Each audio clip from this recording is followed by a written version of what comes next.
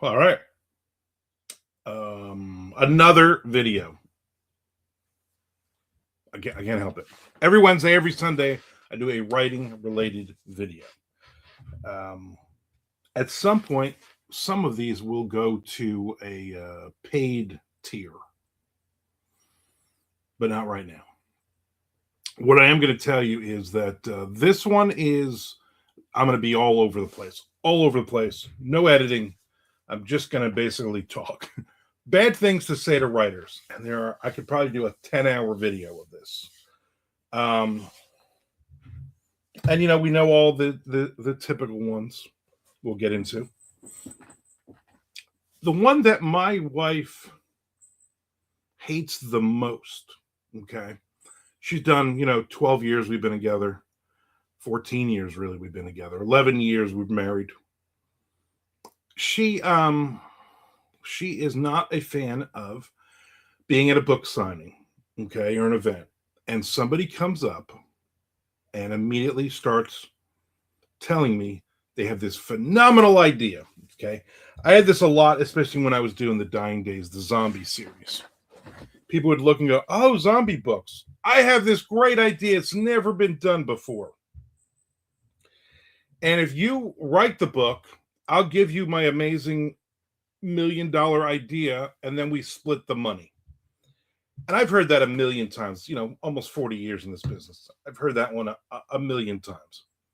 And it drives my wife nuts, which I think is hysterical. I'm not a big fan of it. And I always say to them, "Hey, if you got a good, you go write that idea. I have more than enough ideas. I have more ideas than I will ever write in 10 lifetimes.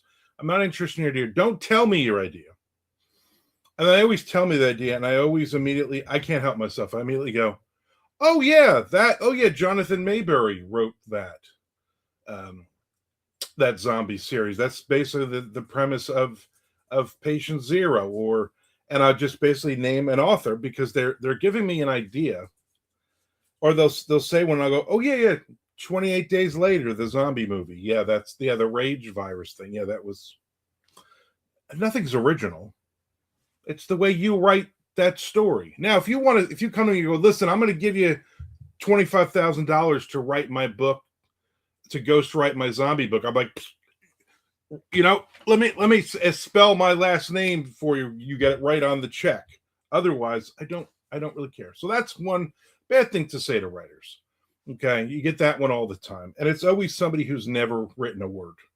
It's always somebody who does. So the other one that really, this one bothers me, is when someone says, "Oh, when I retire from whatever my job is, I'm going to write a book." That one bothers me.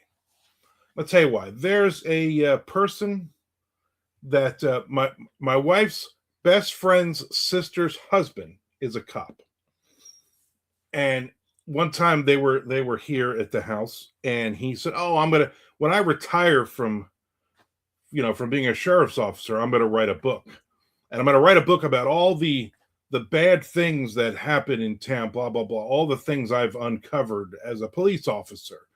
All this business is really they launder money, blah blah blah." He's telling me about this actual business, and I'm like, "Yeah, you're going to get sued 10 times over for that book." But it annoyed me. It's like, "Yeah, once I retire from my job, I'll write some books. It'll be easy." So my answer to him and anybody else who's ever said that to me is, "That's pretty interesting, because when I retire from writing, I'm going to be a sheriff's officer." And then he looked at me kind of weird, and I was like, basically that's what we're going to switch jobs, because obviously your job is sheriff's is way easier than just sitting down writing a book. Anybody can do it, right? Is what you're saying. Anybody can do my job, so therefore I think anybody can do your job. That one probably annoys me the worst. You get a lot of, when you say to somebody, "Oh yeah, I'm a writer," especially in the beginning, especially when you're just writing your first books or whatever, you always see, you always get from people who say, "Oh, what's your book about?" And then you're like, "Well, it's it's a cross between Othello and Star Wars, whatever." You give them the elevator pitch, and then they don't get. Oh no, tell me about your book, and I'm like, I'm writing my book now. I don't want to tell you about my book. Buy the book when it comes out, which this person won't do anyway. So that is another annoying one. Or when you say, "Oh, I'm an author," I'm a published author. They always say, "Oh, what's the name of your book? Have I heard it?" Well, how do I? There's a million books out there. How do I know if you've heard it or not? Have you heard my name? Did I say my name and you immediately went, "Oh, Armand Rosamilia, you wrote the Dirty Deeds series"? No, you didn't say that. You said, "Oh, have I heard any of it?" And you want to say, "Oh yeah, have you read The Shining?" That's a Stephen King book. I mean, what kind of question is that? That's just a dumb thing to say. Or, "Oh, where can I buy your books?" I don't know. Where do you buy books? Go to the place where you buy books and buy my book. It's as simple as that. Well, where do you buy? Why? Where do you normally buy books? Oh, I mean, normally if I see something on Amazon, why would you think I'm not on Amazon? Go into a Barnes and Noble. They can order my book if they don't have it on the shelf. And guess what? I don't care how big I'm ever going to get. They're probably not going to have my book on the shelf because there's a billion zillion books that come out every 5 minutes. So the chance of my book being on there, unless somebody likes me enough, is going to be on there, or from with a big 5 publisher, whatever. That's another really annoying one. Okay. And you get that. I would get a lot of the time I would get people and they would be like, "Oh, so how do you make money?" I just told you I write books. I've been able to do this for 15 years. 15 years I'm able to make money. Some really great years, some really, really bad years. Okay. It's always a crapshoot. It's like being any creative person. It's like being a musician. It's like anybody creating anything, a painter or whatever. You're going to have some good times and bad times, but this is my passion. That's what I like to do. At my wedding to my wife 11 years ago, some of her friends were there that I think I maybe had met once or twice. And one of them said to my wife, we were married at that point. So she was my wife. We had just gotten married. We were at the hall about to eat, about to feast. And he said, "Oh, what does he do for a living?" And she said, "Oh, he's a writer. He's an author." And of course, what it was as, "Oh, he's a struggling artist." So basically, you'll be footing all the bills for everything. And that's offensive to say to writers or a spouse of a writer. We've been married for 12 minutes at that point. And listen, let me be very, very clear. Most of this relationship, this will be 11 years we've been married. Most of this has been her paying all the bills and her making the real money. She has an actual career and she makes a crap ton of money, which is awesome. So I'm not going to say that he was necessarily wrong, but it's still rude to say. It's like saying, "Oh, what do you do for a living?" "Oh, I'm a teacher." "Oh, and what do you do for a living?" "Well, I'm a rocket scientist." "Oh, a teacher. So basically, you just live off of him." I mean, that's literally what you're going to say to somebody. True or not, it doesn't matter. It's things you don't say to a writer. It's things you don't say to a writer's wife that you've been married to for 12 minutes. So there's a lot of those things. There's a lot of bad things you say, like, you can say, "Oh, I just put a new book out." Like, "Oh man, that must be so great, man. You just must be rolling in money." No, we're not. I'm not rolling in money, Or to say that to a writer about, they think there's no expenses here. So yeah, I just put a book out this morning. A new book came out. "Oh my God, you must be a millionaire already. You must have tons and tons. That's just money coming in." I'm like, no, it's, especially if I'm self-published, a book, it's, I had to pay for the cover. I had to pay for formatting, although I do my own formatting. I had to pay for the editor. I had to pay a lot of money. I'm running ads for this. I'm paying all this money out of pocket. I'm putting out thousands of dollars for this book and hoping I get thousands of dollars back. It's not, hey, you just put all this stuff up, no problem. Another bad thing, and this is a lately one, is they say, I love your book cover. What program did you use to create it? Because non-creative people don't realize that AI is an awful thing and is eventually going to destroy humanity, or maybe not. Who knows? And that's offensive, because if you're in the writing world, we jump and attack on people who use AI for their writing, for their covers, for whatever they're using it for. Some people go way over the top with it, okay? But other people, most of us are like, I'm not going to use it, and I would rather you didn't use it. So when you say, oh, what program are you using to do your covers? Oh, what do you just you throw an idea in Chat GPT and you come up with a book, and that's offensive. That's a bad thing to say to a writer. Again, there's a million other things here. I'm going to try not to get worked up and hot, but there's a lot of different things. Or if you tell somebody something about your book and they're like, that doesn't sound interesting to me, keep that to yourself. Okay. I had a woman, my wife's aunt's friend, and so I was giving my wife's aunt some of my books. She's a fan of thrillers, so I was giving her. I think I gave her my First Coast Thriller series, the 6 books. Okay, here you go. Here's some print books. Your family, no problem. And then she loaned them to one of her friends. And we went to an event at her house, like maybe it was her birthday or something. And this other woman who I'd never met before, oh, you're the writer. Come here. I got to talk to you. And she had put out a book like 10 years ago, a children's book, like 10 years ago. So I guess she thought we were fellow authors and she could tell me anything. And she says, here's my problem. In book 3, whatever, chapter 8, she knew specifics. Like she was ready. She was ready for me. He borrows one of the other person's phones and he calls somebody. Now, how is that possible?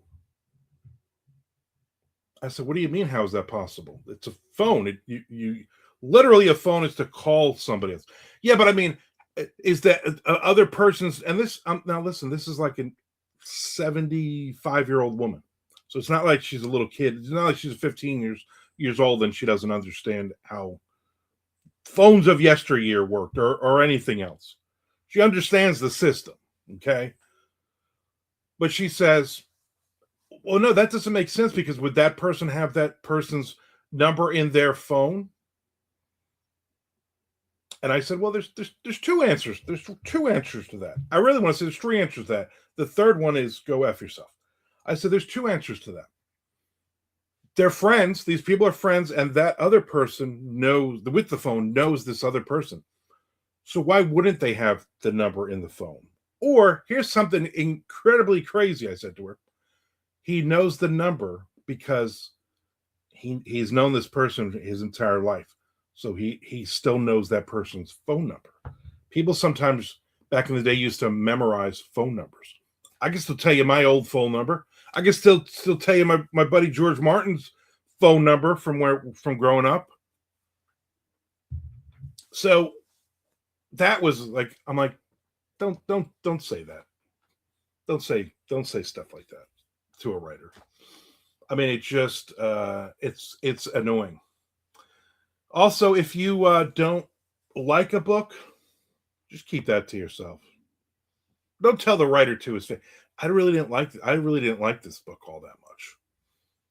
I had a neighbor who I was giving her my books all the time, and I had given her a book, and she came up. She would knock on my door. Okay, she'd knock on the door. Hey, what have you written in the last month or so? She loved to read. She's older. She's retired. Lovely woman. I'd say, hold on, let me grab a couple of print books for you. Boom, give them to her. Say, when you're done with them, pass them along or put them in my little free library. Don't give them back to me. Just put them out there in the world. And then she came back and she's like, oh, one time she's like, oh, what do you have? And I had a couple of new, I think like one new book I had written. I gave it to her and she said, oh, I read, and I don't remember what book it is. I really didn't like it. I said, oh, okay, what didn't you like about it? It just was flat. I just didn't like really believe the characters. And then she went off for like 10 minutes on all the shitty parts of my book. And I'm like, next time write an Amazon review. I don't know. I am frail. I have a very frail ego. I've talked about this before. I suffer from depression. I was bullied as a kid. I take things to heart. Stuff lives rent free in my mind for weeks. I can't get over it. And don't do that to another person. Don't say, oh yeah, you're really not good. This is your livelihood, and I'm getting free stuff from you. I mean, here's the bottom line. You've given me hundreds of dollars worth of free books over the last couple of years, but I'm gonna crap on this book that I didn't like as much. While I have my hand out, give me another free book. Also, bad thing to say to writers. Okay. This isn't, we have an ego. It's kind of like, oh, you're a barista, and I'm going to go in there and go, yeah, you know what? The last time you gave me a cup of coffee, it really wasn't as hot as I thought it was. Bob, and then, you didn't put enough, you didn't put enough milk in it. I think you use almond. I didn't ask for almond milk. I just wasn't impressed with the last, cup of coffee that you made for me. I'm going to order it again, though, because you're giving it to me for free or whatever it is. It's annoying. And there's a lot of that. We have our own problems already. Most of us have some, listen, most creative people, writers, musicians, painters, we're insane. There's parts of our brain that just don't make any sense, which is why we do this. You'd like to say, oh, we do this because we just love being creative and blah, blah, blah. Yeah, but we're also crazy. There's also something really wrong in my brain. I need people to pat me on the back all the time. I don't want to know that you don't like my stuff. Okay. I don't. That's the bottom line. I don't. Keep your negative opinion to yourself. I can have a negative opinions because I'm insane, but I don't want you to have negative opinions about my stuff because that's hurtful. I don't like to be hurt. I don't like to be crapped on. There are 100 other things. If you have any other things that have been said to you as a writer, and it's not too brutal, and you're not going to curl up in the fetal position in the corner after saying it, drop it in the comments. Let me know. What are you doing? I'm not cutting that. Cat making noises. Let me know, and I want to appreciate. I want to thank everybody and appreciate everyone for hitting the subscribe button, for watching the ads in the beginning of these videos and wherever else they're currently being placed.